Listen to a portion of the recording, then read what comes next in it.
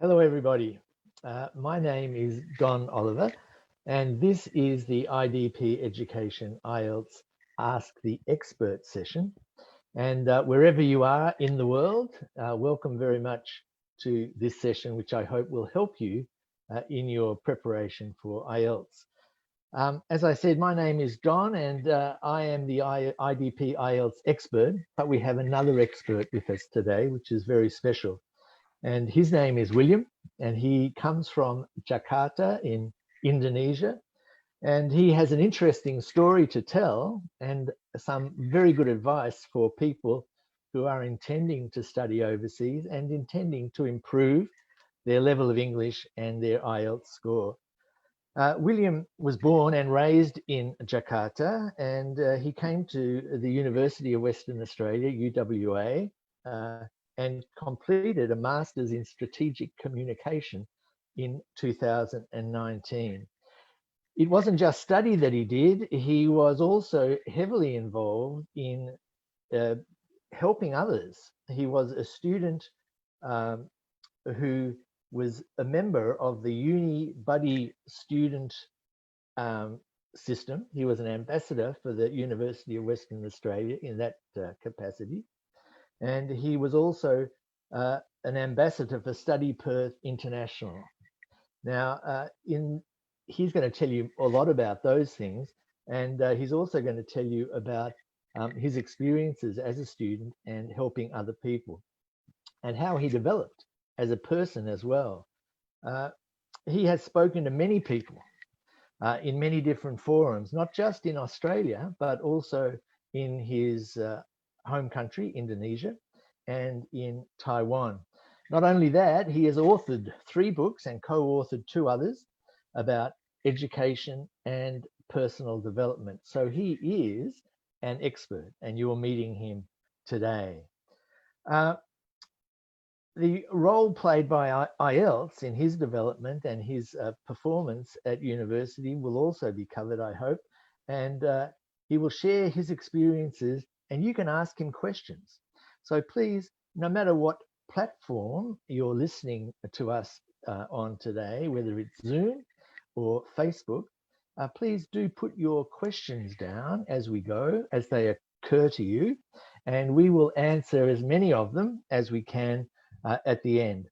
So, William, with no more ado, I'm handing it over to you. Yes, thank you so much, Don. Thank you so much, IDP IELTS team, for making today's webinar happen. It's a great pleasure for me, and I'm so honored to speak before all of you. Just want to say hello, having a good time for all of you, wherever you are. I wish I could meet you in person. I miss meeting people. I miss the social interaction, but I think this kind event would not reduce the meaning because we could still interact with each other, asking questions, and also share our stories. I hope that by today's session, the stories that I'm going to share to you, you are going to be inspired to reach your own goals, to build and to catch your dreams. So Don and team, would you mind if I share my screen? Thank you so much.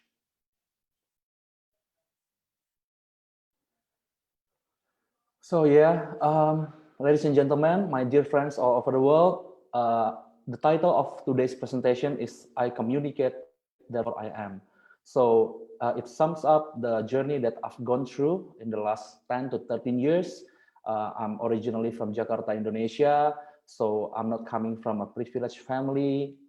My parents didn't finish their high school, but with the willpower, with determination, with passion, and also with integrity, they move from the small village in remote area of Indonesia to the capital city and start a new life. So here I am today, and the journey that I'm going to share to you today is all about my communication journey, including with IELTS, including with education, and also my journey in finding scholarship, which I have to admit, it has changed the course of my life history. So I communicate, therefore I am. Today, I have no other words to share. I have no other words to say besides I'm so grateful for all the opportunities, for all the history, for all people around me, kind people, those people who open opportunities for me, who open the doors, And I would like to acknowledge that who I am today is because those people, is because my friends, my families who shape me, who inspire me, and who always believe in me.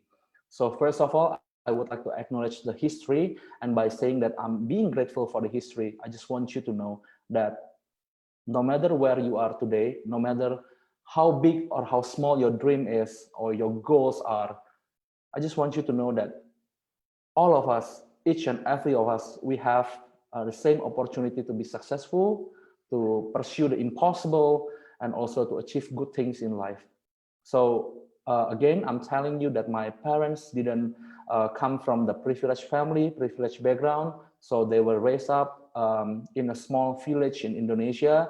And at that time, due to the lack of technology, due to the lack of information, especially my father, he didn't know that there was a thing called scholarship that could help him improve his quality, that could help him funding his study and pursuing his goals.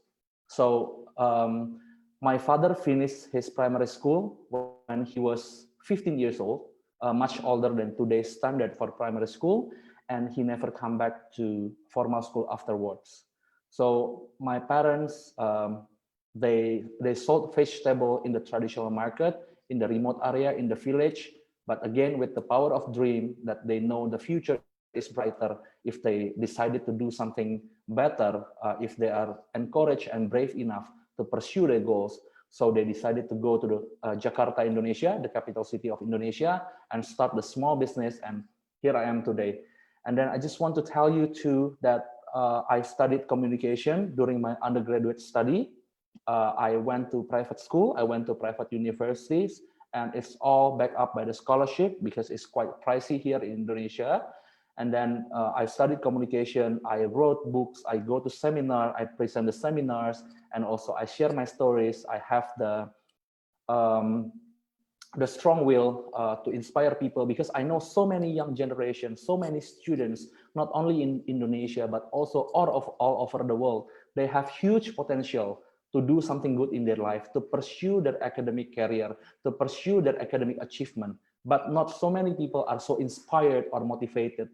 Sometimes they think that, well, I'm not privileged, I'm not coming from a fluent family, I'm not rich. So the chance for me to go to the good universities or go studying overseas is nearly impossible. So to all of you, somehow, if you feel that way, I just want to say that you don't have to think that way because history is written and is proven that no matter where you are come from, no matter where my parents come from, no matter where I am come from, so we could always have a brighter future if we know how to do that, if we are willing to learn, and if we learn from the best. So I think you are coming today to the webinar hosted by IELTS IDP is the right choice because me, myself, I also feel that I'm so privileged to do the IELTS test because that's the entry point for me to learn English, to master English, and also to answer the challenge that life has provided to me, which is the scholarship itself. So I traveled from Jakarta to Perth, Western Australia, to finally pursue my Master of Strategic Communication degree. So I finished that in 2 years' time. And during my time, I really want to say that this is one of the best moments of my life, that I study abroad, I meet local friends, I meet international communities, I practice my English, even though I was not so good in the beginning, but I know that this is the one-time opportunity in life that I have to take. I have to go out there. I have to do the community services. I have to meet new people. I have to, you know, going out from my comfort zone and pursuing the impossible. So thank you, history. Thank you, all good things. Thank you for all the bad things that happened to me and my family. And also today, I would like to acknowledge that who I am today, I am built upon failures, failures over failures. So Don mentioned about my short bio in the very beginning that I studied in the University of Western Australia. I'm telling you, I registered for a scholarship. I applied for scholarship for 4 times and I was rejected, not only by one single scholarship provider. So but also by other scholarship provider. So I registered for the student exchange program offered by my home university during my undergraduate study. I also registered and applied for scholarship from the government of Indonesia. I applied the scholarship provided by the government of Australia, and the result was nothing. In the very beginning, after 4 failures, I start questioning myself whether I'm capable or not, whether I was born for this. But again, because I have so many supportive people around me, and also I read the good books, I interact with good people, I make friends, and I know so many successful people, I know that I have to be a bigger person. So it means that I won't let failures stop my journey, stop my will, and also stop my plan for having a better life ahead. So after failures, finally I got the scholarship in the end of 2016 during my second attempt applying for the scholarship from government of Indonesia. And then I could choose to study anywhere, over 300 universities all over the world. And I choose Perth, I choose Western Australia. Because I'm thinking that traveling from Jakarta to Western Australia is not too far, and also the time zone is quite comfortable for me to keep interacting with my family. So yeah, I decided to study in Perth. And also Don mentioned about my bio that I'm an author for 3 books, co-author of 2 other books. That's true. But for your information, before I was successfully publishing my first book, before one good publisher finally admitted and took my manuscript and published it into a book, I was rejected 7 times by different book publishers across cities in Indonesia. So I was in my senior high school time at the time. Since I was 16 years old, I finished the manuscript, I finished the draft, and I sent it to a couple of publishers. And some of them told me that you are still too young. So I think you should finish your undergraduate study and then coming back to us. Some of them says that, no, I think your script, your draft is not good enough and it wouldn't do good in the market. Okay, I mean, that's people opinion, and we have to differentiate between opinion and fact. The fact that I have the choice and I could choose not to give up. So on the 8th attempt, finally I met one good publisher in Jakarta and they published my book. And from there, from that point, I start expanding my career as a book author in education and also personal development. Now you might be asking me, why education and why personal development? Simple. I believe that education and personal development are 2 most important things that one could have and one could expect. Education, formal education, informal education, they are all important. But if you have the chance to take IELTS test, for example, as a pathway, as a milestone of pursuing your further degree in the formal education, that's good, that's perfect. And I have to say that you are among top 1% of the luckiest people on earth because you have access to IELTS tests, because you have access to formal education. And as much as we want to make it more inclusive to the people, we have to admit that education is a privilege for some of the people, especially in countries where education is not the primary needs and the government doesn't really provide free education for all. But I'm not talking about politics, I'm not talking about government program. I just want you to think for yourself that if you are here today, you are planning to do the IELTS test, you are planning to pursue your degree in higher education in your country or overseas, you are so lucky. And I just want you to remember that for the rest of your time. And from one failures to another failures, I also learned that nothing can stop us as long as we are keep being humble, learning from the best, opening our mind and ourselves for inputs, for guidance. We are looking for good mentors in our life during our professional journey, in our workplace, and also in our universities. So never stop learning and never stop thinking that you are capable of doing something and the brighter future is available for all of you. That's the key message of my presentation today. And I'm going to also talk about how writing, speaking, communication, opportunities, and even the COVID-19 pandemic has changed my life, has changed the way I built my professional career, has changed I built my life. So in the next slide, I'm going to share my turning point. We are here today, we are connected through technology, we are talking to each other, we are asking questions, I'm answering questions, we are sharing our stories. It's all about communication and it's all about conversation. If you could see those two pictures, the picture on the left, it happened in November 2016, the day when the scholarship provider from the government of Indonesia interviewed me for my second attempt applying the same scholarship. So on that day, I met two other friends. This picture was taken after I had the interview. And during the interview, one of the professors, the interviewers, asked me, William, why should government of Indonesia finance your study? So I was telling him that I have clear purpose in my mind, that I have clear goals and I have clear plans of what I will do for my country if I get this scholarship. I promised to him that I will be a good representative of Indonesian overseas, that I will do community services, but without forgetting my main obligation as a student.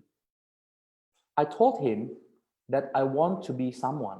I don't want to be just ordinary guy overseas and spending time overwhelmed by the new places, going traveling, or maybe having fun too much. I don't want to be that kind of person. Instead, I told him that I'm going to be very, very serious about my study, but I also want to be a good representative of my country because that's very important in international education, in international friendship, and also the way we build our connection in international communities. So you have to know the value of yourself and you have to know where you are right now and where you will be landing next. So having a very clear idea is very important because you will never reach or pursue your dreams if you don't know where you are going to go. And the second picture on the right is my conversation with the Minister of Finance, Republic of Indonesia. Her name is Ibu Sri Mulyani Indrawati. So she's been admitted by international communities, international magazines, and also institutions as one of the best finance ministers in Asia Pacific, not only once, but more than 3 times. So she's also the person in charge of the government scholarship that my government gave to the Indonesian students. She has background in economics and she loves everyone who will study economics. So when I got the chance to meet her, I told her, Ibu is the expression to call ma'am. Ibu, my name is William and I thank you for the government scholarship that I got. I'm going to Perth, Western Australia to pursue my master's degree in communication. And she instantly challenged me. Why do you want to study communication? Why not economics? Economics is the most important aspect to build the nation.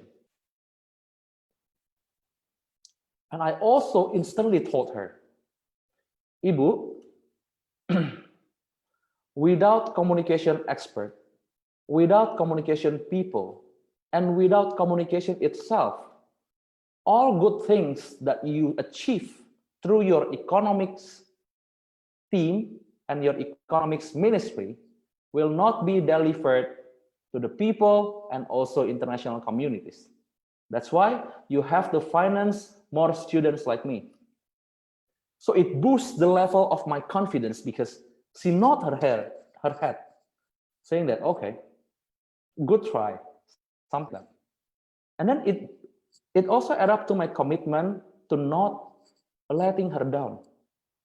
So again, I reinstate the promise in my heart that if I get the chance, if I have the opportunity to go overseas, to go to the University of Western Australia, I will do my best. And thanks to IELTS, you have facilitated my way because it's very important for me to improve my English, to do the listening tasks, writing, reading, and other kind of tests in IELTS tests. And because of that, I was able to go to my dream university to start the pursuit of my master degree. So that's my turning point. That's the two memorable conversations, one from the interviewer and another one from the Minister of Finance. Not only Minister of Finance in general, but one of the best in Asia Pacific. And I'm so grateful that my friend took the picture so that I could remember this moment for a long time. And also talking about the book that I'm writing, based on my promise to the professor, to the interviewer, and also to the finance minister. If you can see the picture on the left, top left, is again the picture that I took with the same finance minister. It happens 1 year after I went to Perth to pursue my master degree. And I told her, Ibu, do you still remember me? And she said, yeah, I think I remember you. Yes, I'm William, the same person who met you last year. Now I'm in Perth, in the middle of my master degree. I'm almost reaching my third semester. And this is the book that I write to highlight how a man from Western Jakarta ends up in Western Australia and representing the name of Indonesia. So here are some of the things that I do, Ibu, in terms of my professional life, the way I interact with the international communities, the achievement through formal education, and also my point of view and my message to my brothers and sisters in Indonesia, to younger generation in Indonesia, that I want them to have the same opportunity with me. I want them to come to Western Australia as well, if they choose to. And then I want to say that there's no room for giving up. There's no room for giving in. And it's all about learning, learning, and learning. So I also present the book to the late Indonesian president, Pak Habibie. He has passed away right now, but I got a chance to present my book because I was saying that I'm so grateful. I was born as an Indonesian, and I got the privilege from the government of Indonesia to study abroad and also to do something about my life and also to build a positive and lasting impression to international communities. That's very important for me as an Indonesian. And also in one of the pictures, I also handed my book to the governor of Western Australia, also handed the book to one of the minister in Western Australia, also to the premier of Western Australia. So it's politically #1 guy in Western Australia. I met him and I wrote message in English, even though I know that he didn't understand my book because it was written in Bahasa Indonesia, in Indonesian.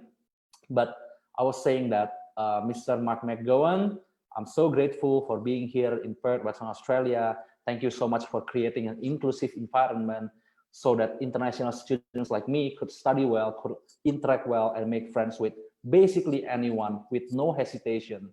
And we are so inclusive. We are supporting each other on our daily basis.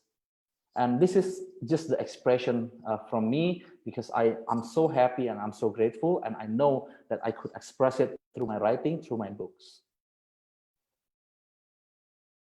And this one is the Australian International Education Conference. It's the oldest education conference in Australia. So in 2019, it was the 33rd edition of AIEC, and Perth was the host city for this education conference, which consolidated more than 1,000 delegates all across Australian capital cities. And so many people were there. I met new persons, I met new friends. And the tricky thing, and something that I still can't believe up until today, is that among 225 speakers in this international conference, there were only 6 plenary speakers, and I was one of them. So I spoke in the plenary session, sharing the same stage with the governor of Western Australia, with the premier of Western Australia, with the Minister of Education of Western Australia, with the former Foreign Minister of Australia, and also with the founder of African Leadership Academy. So I was thinking to myself again, if I refer to the family history, to the way my parents were raised and the situation of their life in the past, I would not have been here. And then maybe so many students, so many people deserve more than me. But it also bring me new perspective. It's not about who you are, it's not about where you were born, but it's all about what do you want to do with your life. So the key for me when I start my master degree in Perth is to going out there, is to going out from my comfort zone, practicing my English, practicing my cultural intelligence, learning from people, being open-minded, being inclusive, and learning from the best, learning from the people in education industry, and also learning from people in other kind of industries. So again, I still can't believe this. And it's also a good venue, the moment when I met one of the IELTS IDP team, Annie. Hi, Annie again. Thank you, Annie, for inviting me today to share my stories, to inspire my friends all over the world. And yeah, it's just miracle happens. And I think that miracle happens to those who work hard, who believe that the future is bright for them, and for those who never give up, never give in. And it's also, I think, the culmination of the things that I've been doing for a long time. That I start my public speaking journey when I was 12 years old.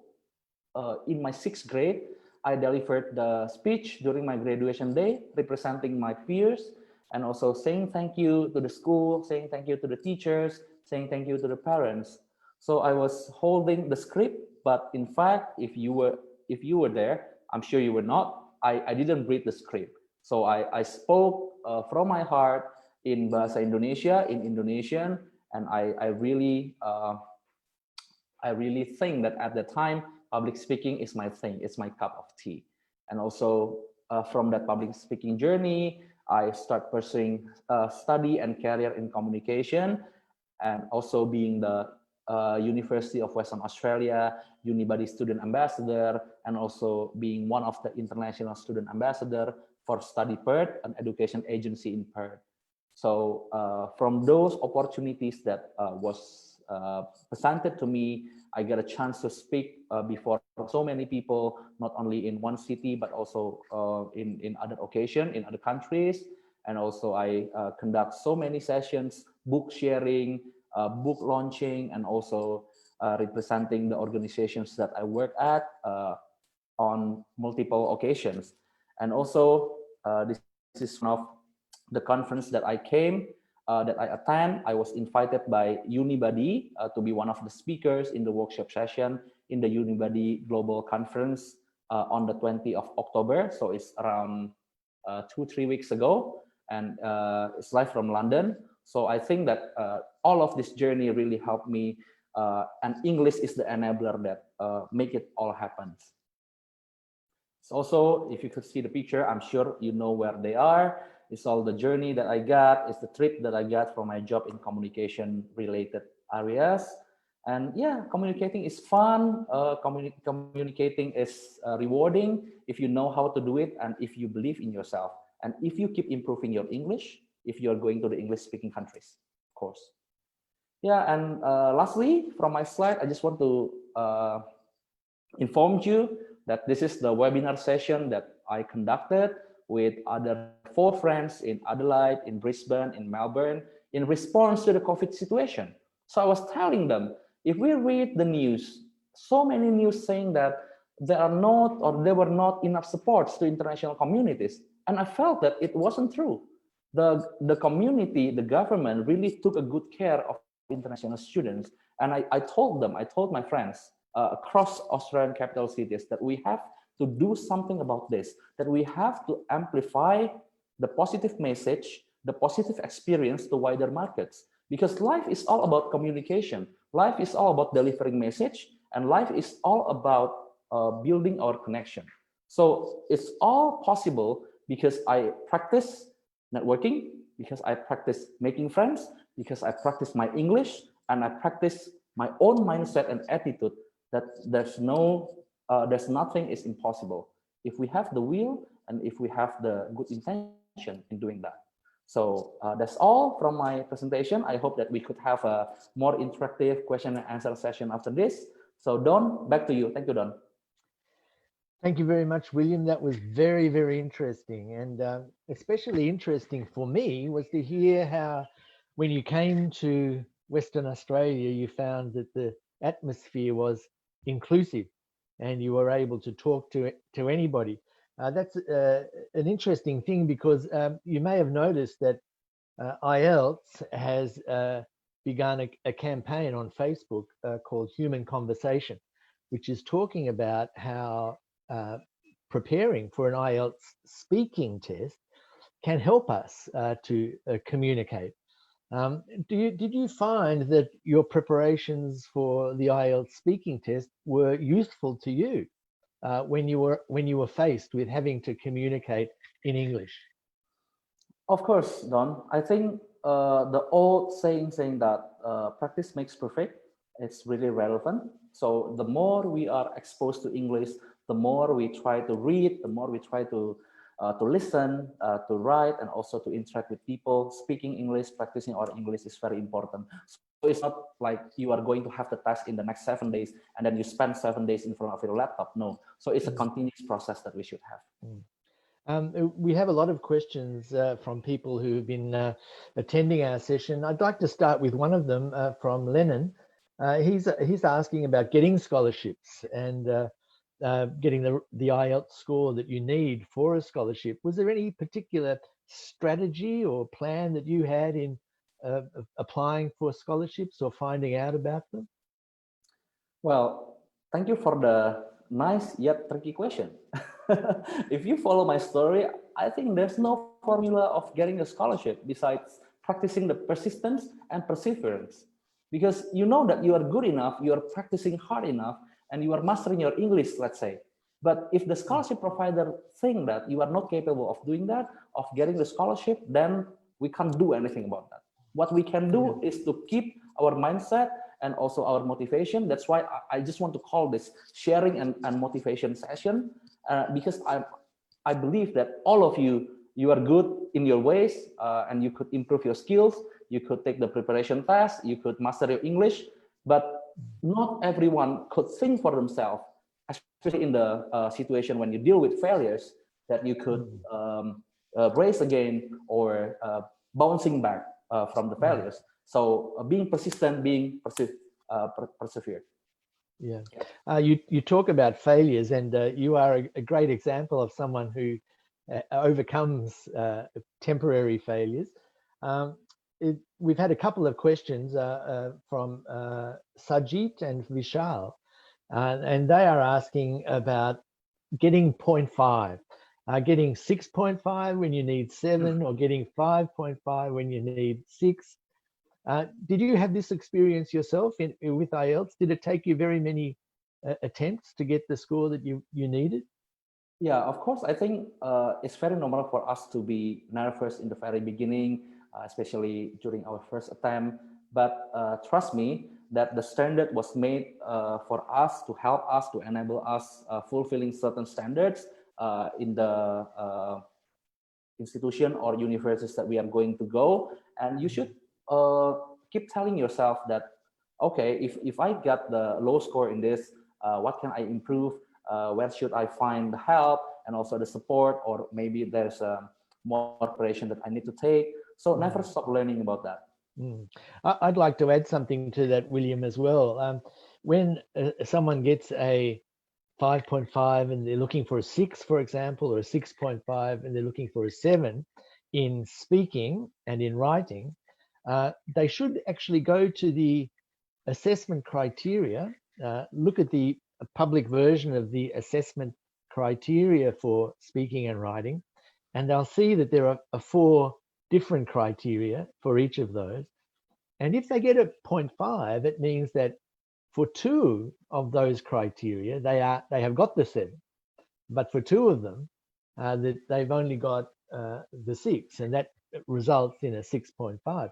Or in writing, it might be that their task 1 is strong, but their task 2 is weak, or vice versa, and that will lead to a a half a band, a 0.5.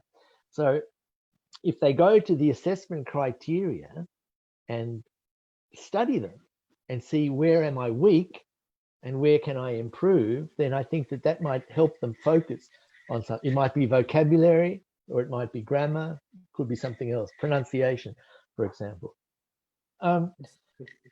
We've had another question from Pradeep, and he is asking about different topics in task 2 writing.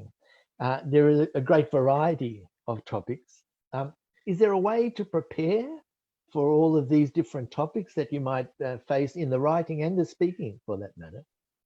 Well, I think the old saying that Rome is unique in einem Tag erbaut worden. It means that Rome is not built in one night or one day. Sorry. Or so it means that if you or night, yeah. So if you really want to do good or perform good in certain aspect, including writing, you need to keep practicing from the very beginning. That's why I'm saying if you are going to have the test for in the next 7 days, you are not spending time in front of the laptop doing the practice tasks for 7 days, because I know that you know the purpose of mastering IELTS or taking the test is not for you. It's only for the universities. Yeah. You have to do this for you. So Yeah. it means that you have to make English the part of your daily routines. Yeah. Text in English, speak in English, read English news, try to write 2 or 3 sentences or 2 or 3 paragraphs daily. Yeah. Learning new vocabularies, let's say. Yeah. Yeah, and you're going to do good. Yeah, this is a very good point. I think routine, having a set time every day is a very important thing, because, you know, if you rely on inspiration, oh, do I feel like it? Then you might only do about, you know, 1/10 of that work. But if you do it at the same time every day. We had another question from, I can't remember who asked us this question, but it was about how do you learn new vocabulary in English? This person was forgetting their vocabulary, not being able to recall it quickly enough. Is there a strategy that you would suggest in acquiring more English vocabulary? Yeah, and I asked one of my mentors, the coach for IELTS in Indonesia, for this, and then he told me that number one, you have to build ideas in English. So whenever you have time to, let's say, have the virtual debate in your mind from one idea to another ideas, try to formulate the ideas in English. And number two, based on your interest, let's say my interest is politics, I read politics news, English news. So I learn new vocabularies in English, but most of them are about politics. But the good news is you could start doing things that you like, or reading things that you love the most. Let's say music, movies, even Korean drama these days. That's all right. You read the Korean drama news, but in English websites. So you're going to learn something new in a fun way. That's very interesting, William. So you are saying that you need to actually think in the language that you're learning. Is that right? Yeah, that's correct. Yeah. We have another question from Ridi, who is asking, is it possible to attempt the IELTS test after 2 months of preparation? What would you suggest in that case? Well, I think 2 months is good as long as you know the strategy and know how to do the training. So I would suggest that if you have 2 months of preparation, you should have also the real life experience interacting with people who are speaking English, and also read more news articles, and also watch English movies without the subtitle, let's say, to improve your listening skills. And also, of course, spending time in front of the laptop doing the practice tasks. I think it's a perfect combination. Yeah, I've prepared students over many years for IELTS, and really I think you can understand the test in about a week, really. But really, a lot of the improvement will really come outside the classroom, as you say, using Totally English as much as you can in different situations. Yeah. We have another question here, and it's about how can I improve my English if I am living in a country where English is not spoken very much. And Indonesia is a country like that. You wouldn't hear a whole lot of English. Yeah. So what strategies would you suggest for that? Well, since I call this session sharing and motivational session, and I don't want people to call me master of English or IELTS, just want to say that you should have the zero excuse policy in your life. So it doesn't matter where you live, you could always go to your smartphone, surf the internet, and also read English news. And also have the chatting apps, let's say, to make friends with people from different backgrounds, not only English, but also other language, let's say, if you want to master other language. And also you could always have access to English movies, to English music, and you could do that when you do a marathon, let's say, or when you exercise, or when you drive inside your car going somewhere, you could listen to that music, or also even podcasts is more popular today.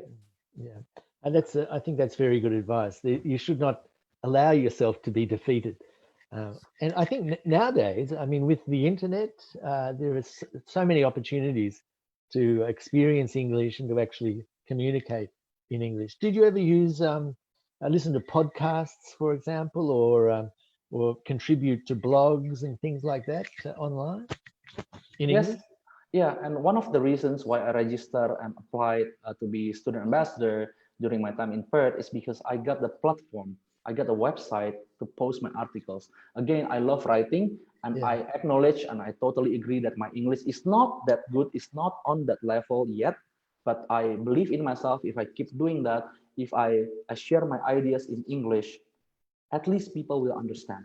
People Mm, will not mind my vocabulary, or it's not expert enough, it's not professional enough. But mm, the message itself. mm, So it doesn't matter the vocabulary that you use. You could always improve that. Ask your mentors, read mm. reputable media, and learn the way they use the vocabularies. Yeah. And I think that that's when you're learning English, especially uh, English speakers, native English speakers are very tolerant and very accepting of people who are learning the language. And, you know, they're quite used to other people speaking English. So that should encourage you, I think, to use it. A lot of questions from this session about writing. And I'm not surprised because writing seems to be difficult for a lot of people. Probably you would agree with that, Including for me, Don. including yes. Yeah. Would you say that there is a particular strategy that works to improve your writing? As you know, I mean, we can improve our reading and our listening by listening and reading a lot. What about writing? How do we improve that?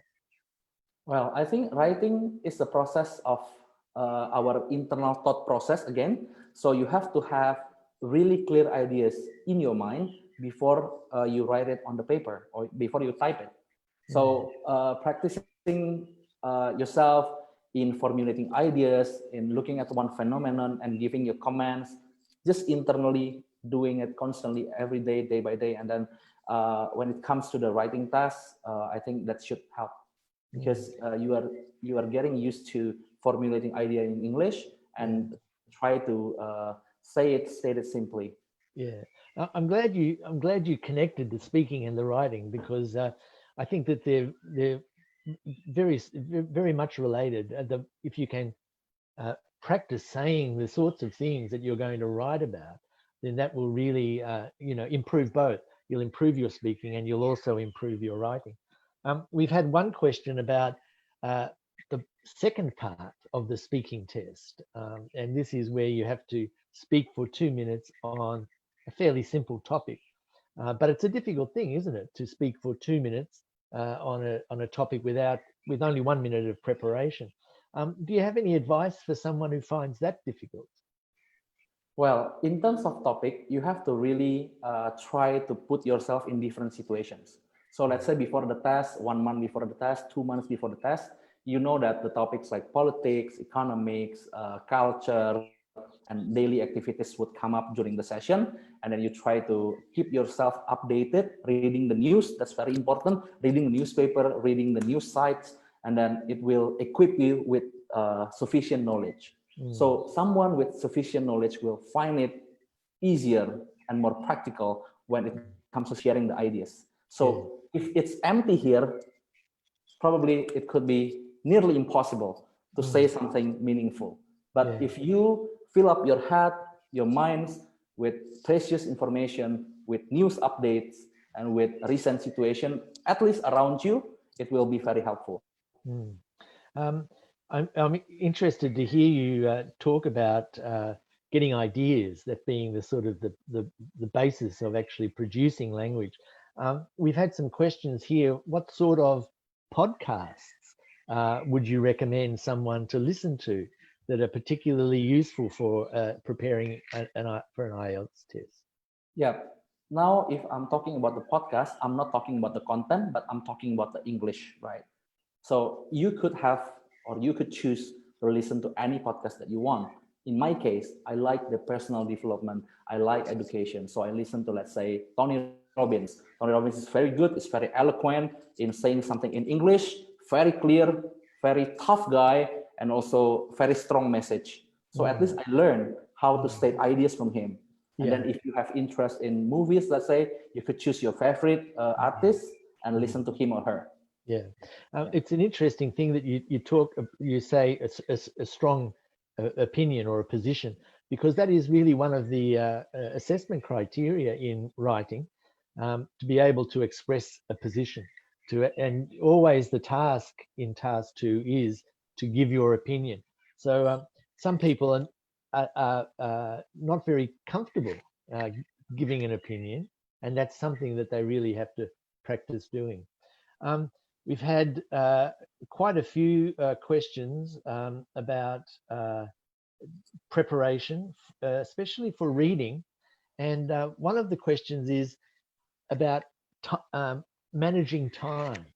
Uh, in an academic reading test, you have to read about 2,500 words, three passages, and some people find it a very big task.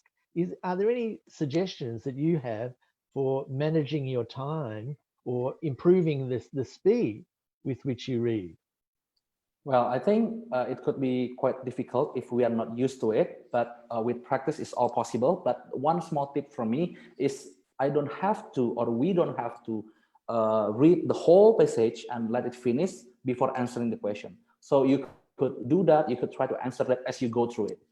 Mm. I agree completely. So you shouldn't think that you have to read 2,500 words. You can probably get away with reading about 1,500.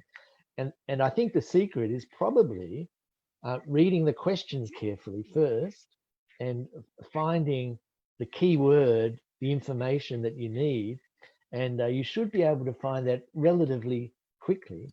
And by a process of elimination, you should be able to actually say, oh, well, this is the answer and that isn't.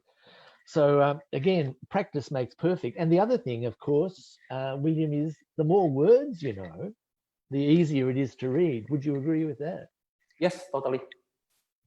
So learning vocabulary, did you have a particular strategy for learning new words?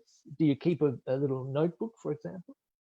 When I was in university during my undergraduate study, yes, I had my notebooks to write new keywords, new word every day. But as time goes by, sometimes I forget to put it on the paper. But the trick is when you learn a very cool word, let's say, you could try to combine that word with the conversation or speaking situation. Let's say if you meet someone or you want to state your ideas in these areas, you want to incorporate that words and then you try to build the whole idea. You could use dictionary or Google Translate, let's say, anything that you want, and you try to combine it to insert it into a sentence. Yeah, yeah, It's easier to memorize. yeah. Of course, that could be difficult though, because you might be translating it from your own language and using that word maybe incorrectly, and that comes back to your idea originally that you should be thinking in English. And I think that the more you can do that, the more naturally you'll be able to use these words. Yes. We have another question from someone who has currently got a band 5 in IELTS, in general training, and they have only 3 weeks and they need to get a band 7. Now, this is I have an opinion about this. I think it's probably not possible, but how long do you think it does take for somebody to go from, say, a band 5 to a band 7, in your experience? Well, I think we should do it step by step. We should appreciate that the joy of achieving something is in the process. Because I know that you want to go through this process, the IELTS test, to pursue the higher goals, and you want to make English as a part of your daily routines. So it's not a project impossible. It's not. You could go to the closest IELTS office in your region, in your country, and ask for some professional advice. Of course, Don will be more expert in this rather than me, but I think enjoy the process. But making progress over 2 weeks or 2 months is possible, but you also have to look back to yourself. How much effort will I put into it? Yeah, and I think that is good advice. Finding a good teacher, finding someone who you trust to tell you, to give you good advice, and actually following that advice is always a good strategy. But you can also do a lot by yourself, and I think you've also mentioned that as well. You know, using the internet, creating your own blog, for example, all of that. It all fits together, I think. One person, Prajup, has asked about speaking specifically. He says, my speaking is not good. Please share some tips to improve my speaking efficiency. I can begin answering that because I know a lot about the speaking test. And as I said earlier, there are 4 criteria. And each of those criteria, the first one is fluency. The second one is your lexical resource, your vocabulary, then your grammar, and then your pronunciation. And for someone who says, my speaking is not good, I ask them, well, which part of your speaking is not good? And it may be that they don't have a good vocabulary, or it may be that their grammar is weak, or it may be that they can't pronounce English very well. I know for Indonesians, I think English is not that difficult to pronounce. You know, your language and our and English, we have the same alphabet, for example. So this sort of does help, I think. But if you come from Vietnam or China or somewhere like that, or it may be more difficult. So I would advise this person, I would advise Prajup, that they should focus on those areas that are weak. And it could be pronunciation, it could be grammar, it could be fluency. So would you like to add anything to that, William? Well, at least if English is not our first language, we should try to, at the very least, can you speak fluently in your original language, in your mother tongue? If you can do that, and if you know that the answer is yes, then you can do that in English. But we should not expect, if let's say, in our mother tongue, we couldn't really state our ideas clearly, and all of a sudden we want to be good in speaking English, having the totally different level of fluency. I mean, it just doesn't add up to each other. So you could start anywhere you want, starting from the formulating idea itself, the way to manage your thoughts, and also start from building your vocabulary, let's say, and also listening to the way other people speak. That's an interesting point. So you would suggest that if you're fluent in your first language, then you're more likely to be fluent in your second language. At least in my personal experience, though. Yeah, yeah. So in some ways, it could be a matter of personality. You know, if you are a hesitant thinker, if you are a little bit shy, then really these are questions that you really need to address, because the speaking test is a performance, really, in some ways, and you need to perform for another person. But I'd like to add that the examiner is a very supportive and friendly person. I mean, they are an examiner and they are judging you, but they are really keen, they're very eager for you to perform well. And if you're a test taker, you should be encouraged by that. And you shouldn't worry about asking them a question. You should say, you know, what do you mean by that? You know, can you explain that? Those things are perfectly okay in the speaking test. We've got only time for a few more questions. One person has asked this question, which do you recommend starting to learn with? Vocabulary, or just learning a lot of words? Or should a person concentrate on listening to a lot of English? Should they start by writing a lot of English? Is there any rule there from your experience? Well, I think based on my experience learning English since I was in primary school, but I wasn't that serious at the time. I'm sorry, mom and dad, because Okay. I don't think they're listening. Yeah. So I think that is an integrated process. So when you know the new word, you should try to pronounce it. You should try to combine it into one complete sentence. So it's not that you master writing, but you can't really speak. But I just want to make this an integrated process that you connect one word or one sentence to each other.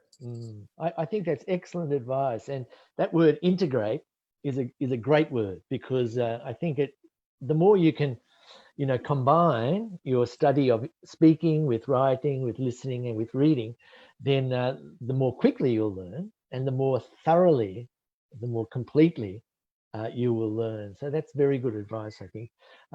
We'll only have time for probably one more question now. And this one is a very, this question, just see, it's a very specific question about the reading. In academic reading and in general training reading, there are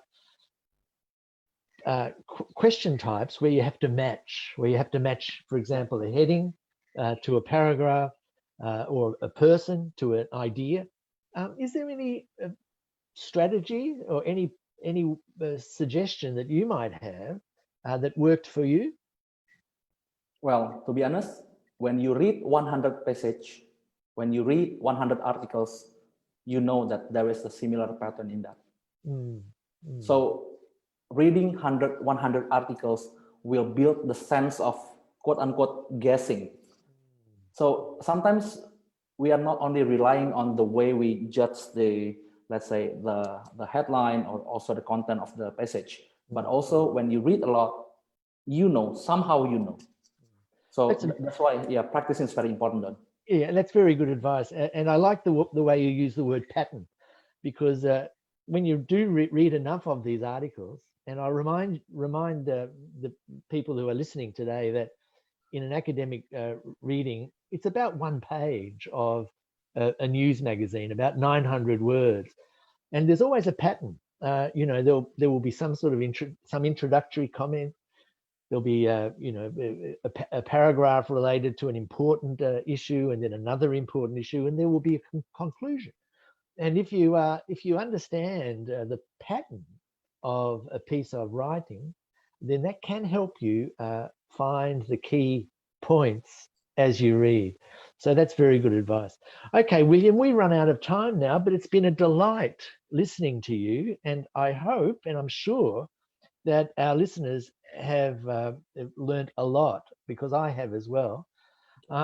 If there are any more questions that you want answered, then I think that you should put them on our Facebook page, and we will get back to you with an answer. But for now, that is the end of this session, Ask the Expert. And again, thank you very much, William, and we'll see you next time. Okay? Thank you, Don. Thank you, everyone. Okay, thank you. Have a good time. Bye-bye. Bye-bye.